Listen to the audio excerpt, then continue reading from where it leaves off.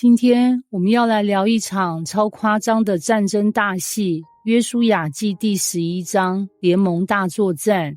你以為復仇者聯盟已經夠熱血了？不，這一場是迦南版的反以色列聯盟集結。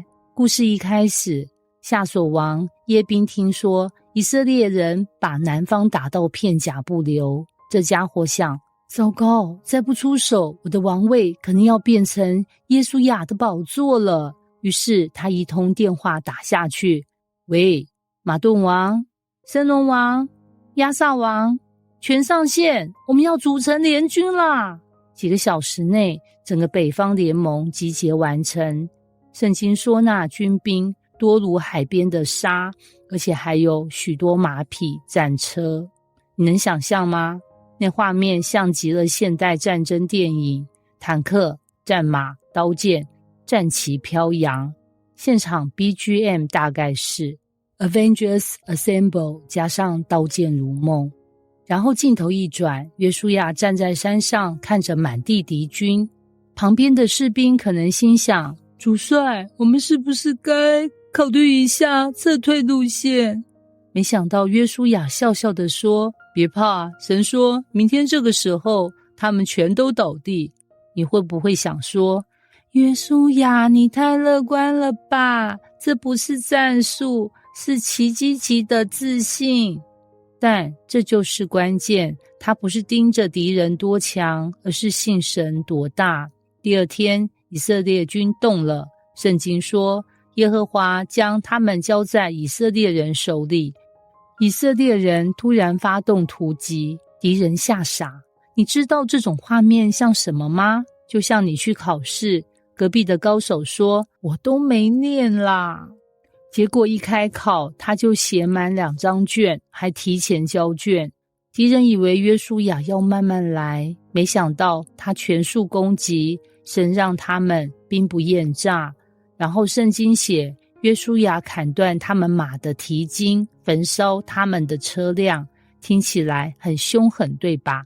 但其實這是神給的策略，因為馬車代表當時最先進的軍事武器，相當於現代的戰車或戰鬥機。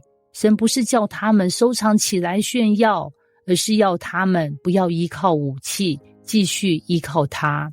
這裡轉折來了，神的勝利方式不是讓你拿更多，而是學會放下更多。他讓以色列人贏得戰爭，但不讓他們被勝利感吞噬。因為當你開始依靠武器，就會忘了依靠神。打下夏瑣，結局不是殺戮，而是順服。約書亞一鼓作氣打下夏瑣，夏瑣王耶賓這位大魔頭也被消滅了，整座城被焚燒，所有聯軍瓦解。但注意哦，聖經特別記載，以色列人照着耶和華吩咐摩西的話，沒有一件違背的。這句話是整段的重點，因為勝利最難的地方不是打仗，而是打完之後還順服。約書亞不是個武將而已，他是一個聽命到底的人。他沒有因為打贏了就自大，也沒有因為指揮權在手就想自己決定。他完全照着神的話去行，這才是他成功的真正秘訣。